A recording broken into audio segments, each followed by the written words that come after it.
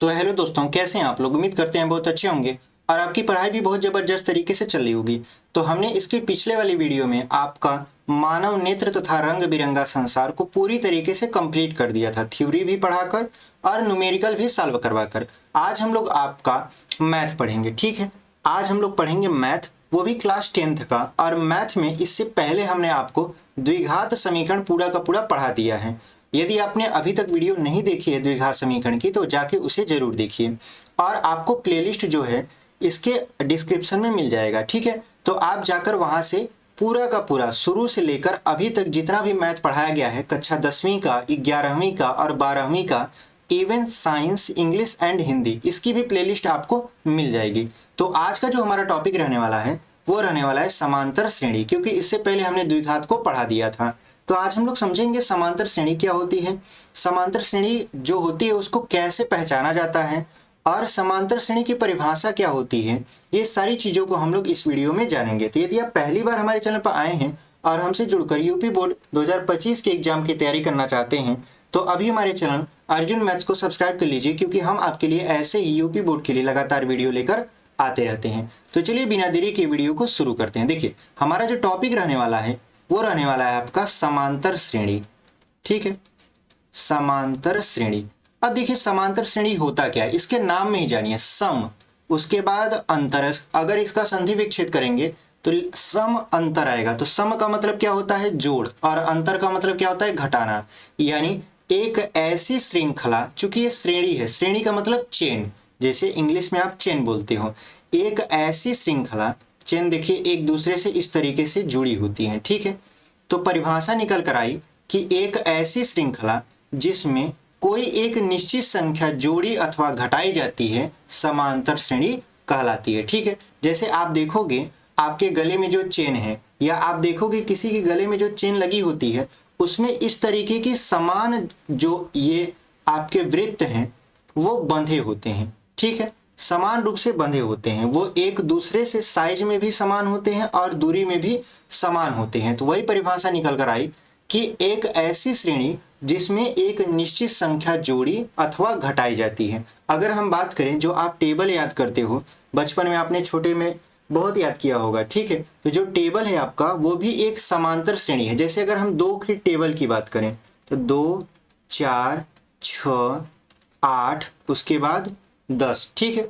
अब देखिए, अगर हम देखें 2, 4, 6, 8, 10, या हम पहाड़ा पढ़ें कि 2 एकम 2, 2 दूनी 4, 2 तिहाई 6, 2 चौक 8, 2 पंचे 10 और 2 छौ 12, ऐसे पहाड़ा भी पढ़ें तो आप ध्यान से देखो, इसको यहाँ पे 14 कर देते हैं।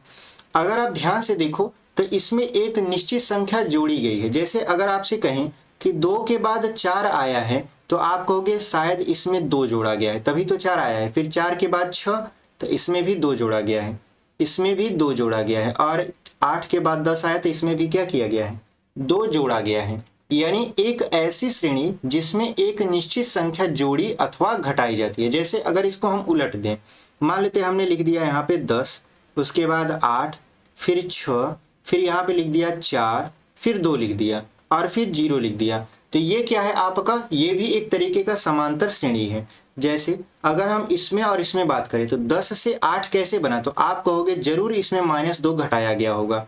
8 से 6 कैसे बना, -2 घटाकर, 6 से 4 -2 घटाकर, 4 से 2 -2 घटाकर, और आपका जो 2 है, 2 से 0 कैसे बना, तो -2 घटा देंगे तो 0 आ जाएगा। तो उम्मीद करते हैं आपको समांतर श्रेणी की परिभाषा समझ में आ गई होगी।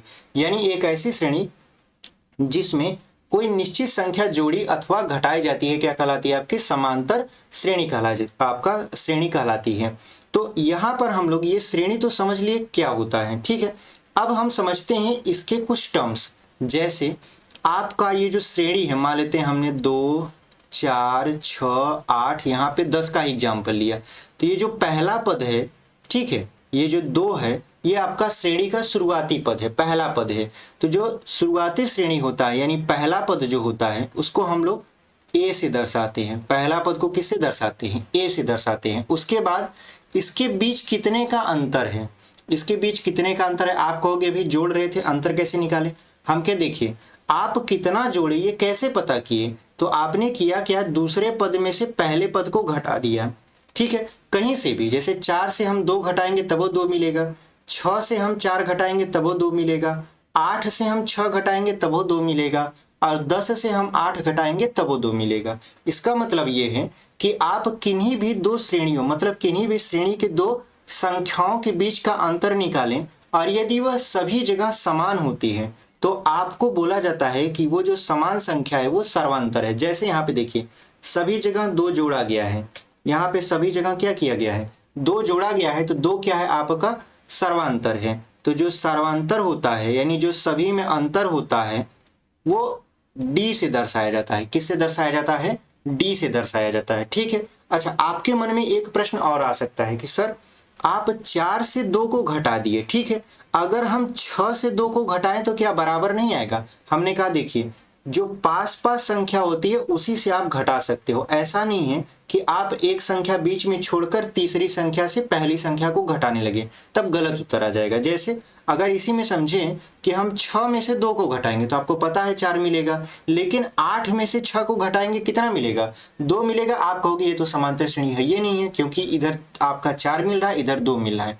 तो हम कहेंगे आप जो अंतर निकाल रहे हो वो सही तरीके से नहीं निकाल रहे हो, क्योंकि हमने कहा कि जो पास पास संख्या स्थित होती हैं उसमें आपका जो दूसरी संख्या होती है उसमें से पहली संख्या को घटाया जाता है, तब जाकर आपका सर्वांतर निकलता है। तो उम्मीद करते हैं आपको सर्वांतर समझ में आया होगा। यानी जो सभी में अंतर रहता है वही क्या होता है? सर्वांतर होता है। यानी एक ऐसी निश्चित संख्या जो सभी में निश्चित रूप से जोड़ी अथवा घटाई जाती है। जैसे यहाँ पे देखिए, यहाँ पे +2 जोड़ा गया है, निश्चित रूप से सभी में जोड़ा गया है, और यहाँ पे देखिए -2 घटाया गया है, तो निश्चित रूप से सभी में घटाया गया है। तो यही आपका क्या है? सर्वांतर है। उसके बाद यहाँ पर आप देखिए, अगर इस श्रेणी में हम मान लेते हैं, यहाँ पे लिख दिए 12, तो 12 जो है इसका अंतिम पद है। 12 क्या है? 12 से ही समाप्ति हो रही है और 12 क्या है? अंतिम पद है। तो अंतिम पद को हम an से दर्शाते हैं। किससे दर्शाते हैं? an से। तो an बराबर क्या है? आपका अंतिम पद है। ठीक है, an बराबर क्या है? आपका अंतिम पद या लास्ट पद है। ये n क्या है? तो n बराबर होता है पदों की संख्या। n बराबर क्या होता है? आपका पदों की संख्या होता है। अब पदों की संख्या का मतलब ये होता है कि ये जो आपका समांतर श्रेणी है वो कहाँ तक है। जैसे देखिए, यहाँ पे 2, 4, 6, 8, 10, 12 लिखे हैं, तो देखिए कहाँ तक गए हैं। तो यहाँ पे गिनेंगे 1, फिर यहाँ 2, 3, 4, 5 और 6 तक गए हैं। तो इसमें पदों की संख्या कितना हो जाएगा? इसमें पदों की संख्या हो जाएगा 6। तो उम्मीद करते हैं आपको पहला पद क्या है, समांतर श्रेणी क्या है, सर्वांतर क्या है, आखिरी पद क्या है और पदों की संख्या क्या है समझ में आ गया होगा। अब चलिए बढ़ते हैं अपने सवाल की तरफ, और आपका जो प्रश्नावली 5.1 है उसको हम लोग सॉल्व कर लेते हैं। और 5.1 का हम लोग 2 ही प्रश्न सॉल्व करेंगे, ठीक है, क्योंकि इसमें प्रश्नों की संख्या बहुत ज़्यादा है।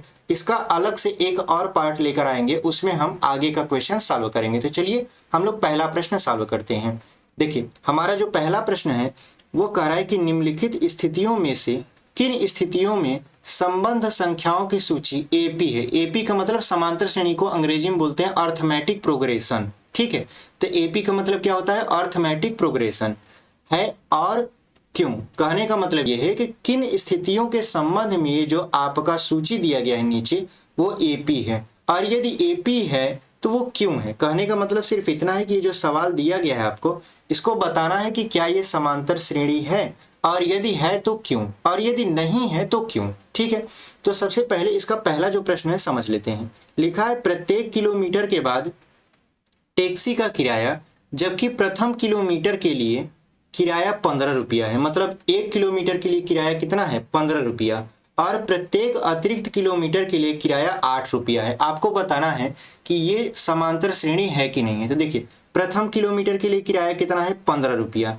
उसके बाद अगला किलोमीटर जब जाएगा तो 8 रुपया बढ़ जाएगा, तो कितना हो जाएगा अगले किलोमीटर के लिए? 23 रुपया। फिर अगला किलोमीटर जाएगा तो 8 रुपया बढ़ जाएगा, तो कितना हो जाएगा आपका यहाँ पे 31 रुपया। फिर जाएगा आगे तो 8 बढ़ जाएगा तो हो जाएगा 39 रुपया। फिर आगे जाएगा, ऐसे 8 बढ़ेगा तो कितना हो जाएगा? 47 रुपया। ऐसे ये आगे बढ़ता रहेगा। तो आप देख रहे हो कि इसमें एक निश्चित संख्या जोड़ी जा रही है जो कि है 8। तो परिभाषा के हिसाब से आपने देखा था कि एक ऐसी श्रेणी जिसमें कोई निश्चित संख्या जोड़ी अथवा घटाई जाती है समांतर श्रेणी कहलाती है। तो देखिए, इसमें एक निश्चित संख्या 8 जोड़ी जा रही है, तो ये क्या है? आपका समांतर श्रेणी है। तो लिख देंगे समांतर श्रेणी है। यहाँ पे आपको क्या लिखना पड़ेगा, समांतर श्रेणी है। ठीक है, क्यों है, क्योंकि यहाँ पे लिखेंगे क्योंकि एक निश्चित संख्या जोड़ी जा रही है, क्योंकि एक यहाँ पे निश्चित संख्या, यहाँ लिख देंगे संख्या, ठीक है, जोड़ी जा रही है, यहाँ लिख देंगे जोड़ी जा रही है। ठीक है, इस तरीके से लिख देंगे तो आपका आंसर एकदम तैयार हो गया। तो उम्मीद करते हैं आपको ये समझ में आया होगा। मतलब ये तो समांतर श्रेणी है, क्यों है, क्योंकि इसमें एक निश्चित संख्या जोड़ी जा रही है। देखिए दूसरा प्रश्न देख लेते हैं। जो दूसरा हमारा प्रश्न है वो कह रहा है कि किसी बेलन में उपस्थित हवा की मात्रा, जबकि वायु निकालने वाला पंप प्रत्येक बार बेलन की शेष हवा का 1/4 भाग बाहर निकाल देता है। कहने का मतलब यह है कि हमारे पास देखिए एक इस तरीके का बेलन है, ठीक है, इस तरीके का जो बेलन है इसमें हवा भरा गया है, और उस हवा का जो आयतन होता है, उस हवा का जो आयतन होता है उसको हम भी मान लेते हैं। हवा का आयतन कितना होता है, हमने मान लिया कि इसमें जो हवा भरी गई है इसके हवा का आयतन भी है। ठीक है, अब क्या करता है कि हर बार वो हवा का 1/4 भाग बाहर निकाल देता है। तो देखिए पहले पहले इस बेलन में कितना हवा का आयतन था, भी था, अब 1/4 भाग निकल जाएगा। तो निकली हुई हवा का आयतन, यानी जो निकली हुई, यहाँ पे निकाली गई लिख देते हैं, निकाली गई हवा का आयतन, ठीक है, यहाँ पे लिख देंगे हवा का आयतन। तो निकाली गई हवा का आयतन कितना हो जाएगा, तो आप कहोगे जितना हवा है उसका 1/4 भाग निकल गया, तो कितना निकल गया, तो v/4 भाग ये क्या हो गया, उड़ गया। ठीक है, ये बाहर की तरफ क्या किया, निकल गया। तो अब ये जो बेलन है, जो टंकी है, इसमें कितना हवा बचा रहेगा, तो शेष हवा कितना बचा रहेगा, तो देखिए जितना था पहले का था v था, उसमें में से v/4 क्या हो गया, निकल गया था, तो कितना बचेगा, तो 4 1 कम 4, 4 में से 1 गया 3, मतलब 3v/4 ये शेष बचा है अभी टंकी में। फिर क्या करता है, जो बचा है ये टंकी में, इसका 1/4 भाग फिर उड़ जाता है, यानी अब निकाली गई जो हवा का आयतन है वो कितना है, तो जितना बचा था यानी 3v/4 बचा था, इसका 1/4 भाग फिर से उड़ गया हवा में। तो देखिए 3 1 कम 3 यानी 3v हो जाएगा, और 4 चौक कितना हो जाएगा, 16। ठीक है, और ये क्या हो गया, ऐसे उड़ गया। जब ऐसे उड़ गया तो आप कहोगे अब कितना टंकी में हवा बचा, तो शेष अब कितना बचा, तो देखिए जो हमारी टंकी थी उसमें पहली बार जब हवा निकला था तो शेष बचा था 3v/4, अब 3v/16 तो निकल गया, तो कितना बचेगा, तो देखिए जो बचा था पहले 3v/4 उसमें में से जो हवा निकल गया है यानी 3v/16 को घटा देंगे। तो देखिए जब घटाएंगे तो लस लेंगे तो 16 ही आएगा, तो 4 चौक 16, तो 4 तिहाई हो जाएगा 12v, और यहाँ पे 3v, कुल मिला जुलाकर बचा आपका 9v/16। ठीक है, तो आप देखो यहाँ पर, अब इसको यहीं पे थोड़ा सा हम लोग समझ लेते हैं इस तरीके से कि आप यहाँ पर देखो, पहले हमारी टंकी में हवा था भी, ठीक है, उसके बाद बचा है 3v/4, उसके बाद बच गया है देखिए 3v/16, 3v/16 को ऐसे लिख देते हैं 3/4 का ऐसे होल स्क्वायर इंटू भी, ऐसे डॉटेड डॉटेड करके ये आगे बढ़ता जाएगा। तो आप देखो क्या इसमें कोई निश्चित संख्या जोड़ी जा रही है, तो नहीं, आप देखोगे इसमें 3/4 का गुणा हो रहा है। जैसे पहला भी था, भी में 3/4 का गुणा कर दिए तो 3 आपका 3v/4 हो गया, इसमें आपका 3/4 से फिर गुणा किए इसमें, तो 3/4 से गुणा किए तो 3 त्रिका कितना हो गया 9, और यहाँ 4 से गुणा कर दिए 4 चौक 16 हो गया। इसका मतलब यह है कि इसमें कोई निश्चित संख्या जोड़ी नहीं जा रही है, न तक घटाई जा रही है, बल्कि गुणा किया जा रहा है। तो ये समांतर श्रेणी नहीं होगा, क्योंकि परिभाषा के हिसाब से आपने देखा है कि कोई निश्चित संख्या जोड़ी अथवा घटाई जाती है, यहाँ पे तो गुणा हो रहा है, तो लिख देंगे यह AP नहीं है। क्या लिख देंगे, यह AP नहीं है। ठीक है, यहाँ पे लिख देंगे यह AP नहीं है, क्योंकि इसमें कोई निश्चित संख्या जोड़ी अथवा घटाई नहीं जा रही है, बल्कि गुणा किया जा रहा है। तो उम्मीद करते हैं आपको ये समझ में आया होगा। चलिए बढ़ते हैं आगे, मतलब ये AP आपका नहीं है। देख लेते हैं तीसरा प्रश्न। देखिए जो तीसरा प्रश्न है आपका वो कह रहा है कि प्रत्येक मीटर की खुदाई के बाद एक कुआं खोदने में आई लागत, जबकि प्रथम मीटर की खुदाई की लागत 150 रुपया है, और बाद में प्रत्येक मीटर की खुदाई की लागत 50 रुपया बढ़ती जाती है। कहने का मतलब ये है कि आप कुआं है, मान लेते हैं इस तरीके का आप कुआं खोद रहे हो, ठीक है, कुआं जब खोद रहे हो, यहाँ पे मान लेते हैं ये कुआं है, ठीक है। ये जब कुआं है तो इस तरीके के कुआं को खोदने में जब आप प्रथम मीटर की खुदाई करते हो तो 150 रुपया लगता है। जब अगले मीटर जाते हो तो 50 रुपया आपका बढ़ जाता है। तो कितना मिलेगा अगले मीटर के लिए? 200।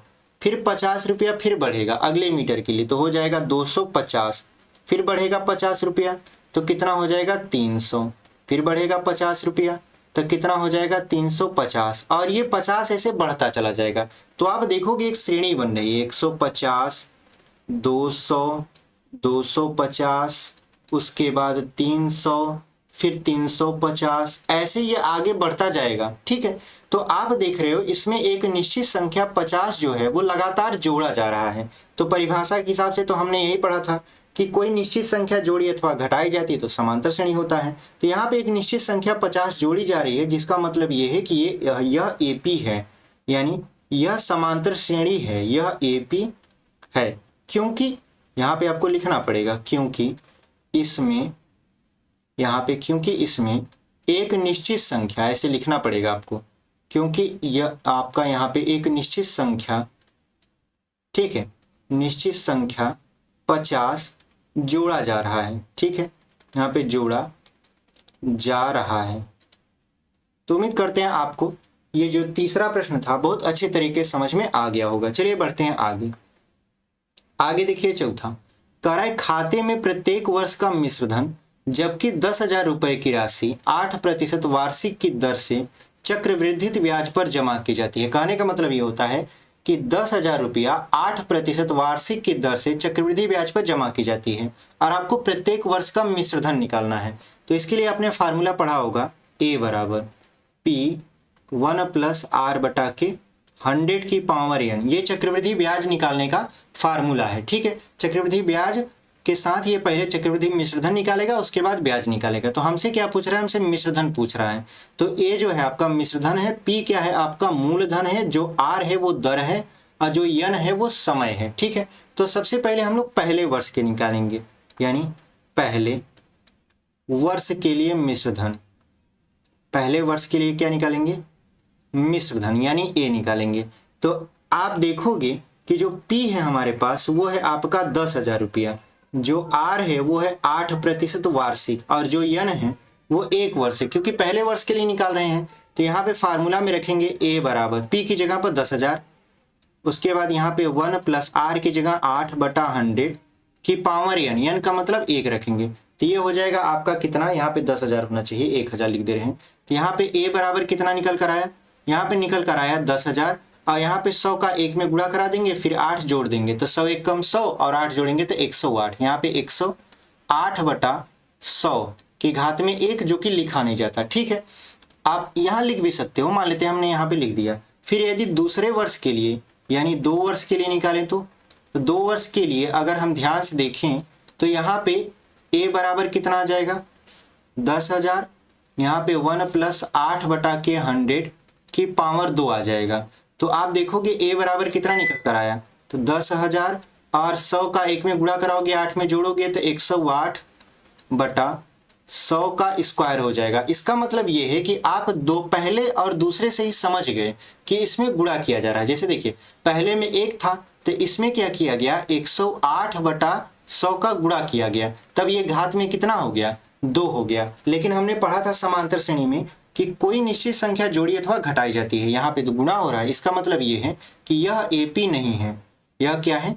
यह AP नहीं है। ठीक है, कैसे नहीं है आपको समझ में आ गया होगा, क्योंकि इसमें कोई निश्चित संख्या जोड़ी अथवा घटाई नहीं जा रही है बल्कि गुणा किया जा रहा है। ठीक है, तो जब गुणा किया जा रहा है तो यह समांतर श्रेणी नहीं है। तो उम्मीद करते हैं आपको यह समझ में आया होगा। चलिए बढ़ते हैं आगे देखिए आपका दूसरा प्रश्न। हमने कहा ना इसमें हम 2 प्रश्न ही सॉल्व करेंगे। पहले प्रश्न में 4 प्रश्न थे तो 4 प्रश्न हम सॉल्व कर लिए। दूसरे प्रश्न में जितने भी प्रश्न है उसको हम लोग सॉल्व कर लेंगे। इसके बाद इसका पार्ट 2 हम लोग कल लेकर आएंगे और उसमें पूरा का पूरा जो आपका समांतर श्रेणी 5.1 है उसको सॉल्व कर देंगे। तो जो दूसरा प्रश्न है, कह रहा है दी हुई AP का मतलब आप जानते हो अर्थमेटिक प्रोग्रेशन, ठीक है, के प्रथम 4 पद लिखिए। समांतर श्रेणी के कितने पद लिखना है आपको? 4 पद लिखना है, जबकि प्रथम पद A और सर्वांतर D निम्नलिखित है। तो हमने आपको बताया था कि समांतर श्रेणी में जो प्रथम पद होता है उसको A से दर्शाते हैं और जो सर्वांतर होता है उसको d से दर्शाते हैं। तो a बराबर दिया है 10 और d बराबर दिया है भी 10। तो पहला पद हम लोग शुरुआत करेंगे किससे, 10 से। d का मतलब होता है उसमें जोड़ना, ठीक है। तो हम लोग क्या जोड़ रहे हैं, 10। तो दूसरा पद होगा 20, 20 में फिर 10 जोड़ेंगे तो कितना हो जाएगा 30, 30 में फिर 10 जोड़ देंगे तो कितना हो जाएगा आपका 40। और ये आपका 4 पद हो गया, यानी 10, 20, 30 और 40, ये आपका 4 पद हो गया और यही आपका क्या है, आंसर है, ठीक है। बहुत ही सरल प्रश्न है, बहुत ही आराम से इसको सॉल्व कर लेंगे। तो उम्मीद करते हैं आपको ये समझ में आया होगा। चलिए बढ़ते हैं आगे। आगे देखिए यहाँ पे a बराबर कितना दिया है, -2 और d बराबर दिया है 0। तो शुरुआत करेंगे -2 से, इसमें 0 जोड़ेंगे तो -2 में 0 जोड़ोगे तो -2 आएगा, फिर इसमें 0 जोड़ोगे तो -2 आएगा, फिर इसमें 0 जोड़ोगे तो कितना आएगा, -2 आएगा। तो देखिए 4 पद हो गए और यही हमारा क्या है, आंसर है। मतलब -2 -2 -2 और -2, यही हमारा क्या है, आंसर है। देखिए तीसरा, a बराबर क्या है आपका 4 है। उसके बाद d बराबर इसमें कितना जोड़ना है, -3 जोड़ना है। तो जब आप -3 जोड़ोगे तो 4 में से 3 घट जाएगा तो कितना आएगा, 1 आएगा। 1 में फिर -3 घटाओगे तो आपका कितना हो जाएगा, -2 हो जाएगा। फिर इसमें -3 करोगे तो माइनस कितना हो जाएगा, 5 हो जाएगा। देखिए 4 पद हो गए और यही आपका क्या हो गया, आंसर हो गया। ये कैसे आया, देखिए कहने का मतलब ये था कि 4 में हम -3 जोड़ रहे थे। यहाँ पे आपको समझा देते हैं कि 4 में हम क्या जोड़ रहे थे, -3 जोड़ रहे थे। तो प्लस माइनस क्या हो जाता है, माइनस। तो 4 - 3 बराबर कितना आ गया, 1 आ गया, जिसको हमने यहाँ पे लिख दिया। उसके बाद 1 में हम क्या जोड़ रहे थे, तो 1 में हम जोड़ रहे थे -3, तो माइनस प्लस माइनस हो गया। यहाँ पे -3, तो देखिए प्लस माइनस घटता है चिन्ह बड़े वाले का, तो 3 में से 1 घटाएंगे तो कितना आएगा, 2 आएगा। और 2 का चिन्ह क्या है, मतलब बड़े वाले का चिन्ह 3, 3 का चिन्ह क्या है, माइनस। तो यहाँ पे माइनस लग जाएगा। अब इस -2 में फिर हम +-3 करेंगे। देखिए प्लस माइनस गुणा होगा माइनस हो जाएगा, -2 प्लस माइनस माइनस। तो देखिए -2 -3 जुड़ेगा, चिन्ह माइनस का होता है, क्योंकि माइनस माइनस जुड़ता है चिन्ह माइनस होता है। तो ये हो गया आपका -5। तो ये आपके 4 पद कैसे आए, हमने यहाँ पे आपको समझा दिया है। तो उम्मीद करते हैं आपको बहुत अच्छे तरीके से समझ में आ गया होगा। चलिए बढ़ते हैं आगे। आगे देखिए चौथा जो प्रश्न है वो कह रहा है कि जो पहला पद होना चाहिए वो होना चाहिए आपका -1 होना चाहिए, और d बराबर होना चाहिए 1/2। तो चलिए पहला पद लिखते हैं -1। इसमें क्या जोड़ना है, तो इसमें जोड़ना है 1/2। तो देखिए -1 में जब आप 1/2 जोड़ोगे तो कितना आ जाएगा, आएगा -1/2। और -1/2 में फिर आपका 1/2 जोड़ोगे तो आएगा आपका 0, और 0 में फिर 1/2 जोड़ोगे तो आएगा आपका 1/2। देखिए 4 पद हुए कि नहीं हुए, तो यही हमारा क्या हो जाएगा, आंसर हो जाएगा, ठीक है। यानी -1 -1/2, 0 और 1/2। चलिए देखते हैं आपका 5वां प्रश्न और आखिरी प्रश्न। जो हमारा 5वां प्रश्न है वो कह रहा है a बराबर होना चाहिए -1.25 और d बराबर होना चाहिए -0.25। तो यहाँ पे लिख लेते हैं पहला पद 1.25, फिर इसमें क्या जोड़ना है, -0.25। देखिए 25 जोड़ेंगे तो 50 हो जाएगा, मतलब -1.50। फिर इसमें 25 जोड़ेंगे तो 75 हो जाएगा, यानी -0.25 में यहाँ पे हम जोड़ेंगे तो देखिए 50 है और ये 25 है, जोड़ेंगे तो कितना हो जाएगा, -1.75, मतलब 75, ठीक है। और उसके बाद यहाँ पे फिर जोड़ेंगे -0.25। देखिए 75 में 25 जोड़ेंगे तो 100 हो जाएगा, तो ये हो जाएगा आपका -2 कुल मिला जुला के। तो देखिए जो 4 पद हैं आपका बहुत अच्छे तरीके से हमने सॉल्व कर लिया है। तो उम्मीद करते हैं आपको यहाँ तक समझ में आया होगा, ठीक है। ये हमारा आखिरी प्रश्न था जिसको हमने बहुत अच्छे तरीके से सॉल्व कर लिया। तो उम्मीद करते हैं आपको यहाँ तक वीडियो पसंद आई होगी, आपने इस वीडियो से कुछ सीखा है, अपने क्वेश्चन बनाए हैं। तो आप इस चैनल से जुड़ सकते हैं इसको सब्सक्राइब करके, ठीक है। अगर वीडियो पसंद आई है तो वीडियो को जरूर लाइक करिए, अपने दोस्तों तक शेयर करिए, क्योंकि इस वीडियो को बनाने में बहुत मेहनत लगती है। जितना आप सामने देखते हो, ये सारी चीज़ों के पीछे बहुत मेहनत होती है, तब जाके ये वीडियो आपका आ पाता है। तो मिलते हैं आपसे अगले वीडियो में। उम्मीद करते हैं आपने वीडियो देखी होगी, वीडियो को पसंद आई होगी तो वीडियो को लाइक कर दिया होगा। आज चैनल पर नए होंगे तो चैनल को सब्सक्राइब कर लिए होंगे, और जो लोग पहले से सब्सक्राइब करके रखे हुए हैं वो वीडियो को शेयर कर दीजिएगा अपने दोस्तों तक। तो चलिए मिलते हैं आपसे अगले वीडियो में, तब तक के लिए धन्यवाद। ऐसे ही पढ़ाई करते रहिए।